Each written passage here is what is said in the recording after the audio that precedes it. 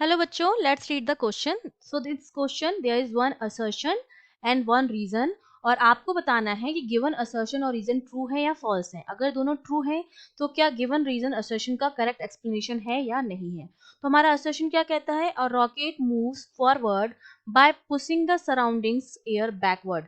जो surrounding air है उसको बैकवर्ड पुश करके रॉकेट ऊपर की तरफ जाता है और रीजन हमें गिवन है it drives a necessary thrust to move forward according to Newton second law of motion.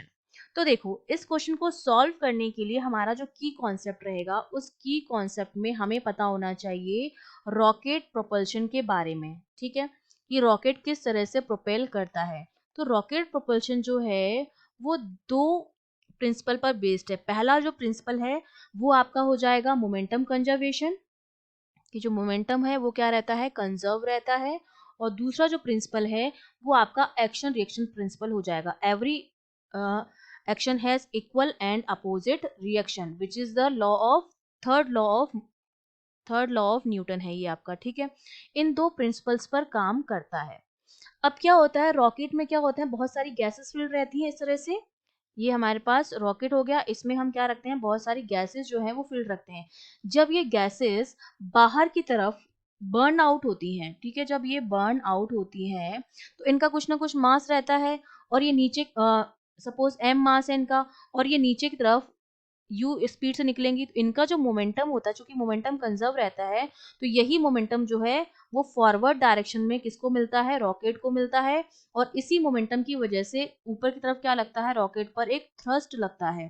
ठीक है इस थ्रस्ट की जो वैल्यू होती है F इक्वल्स टू वो हमारे पास किसके बराबर होती है u d m upon d t के बराबर होती है जहां पर ये तो है rate of change of mass और यू आपकी क्या है वेलोसिटी है. तो मोमेंटम कंजर्व रहता है तो यही जो मोमेंटम है गैसेस जो है पीछे की तरफ क्या हो रही है एग्जॉस्ट हो रही है और इन गैसेस का मोमेंटम जो है रॉकेट को ऊपर की तरफ मिल रहा है सेम मोमेंटम फॉरवर्ड डायरेक्शन में क्योंकि हर ये वाला जो मेरा हो गया ये तो एक्शन हो गया गैसेस का नीचे की तरफ से बाहर निकलना वो एक्शन हो गया.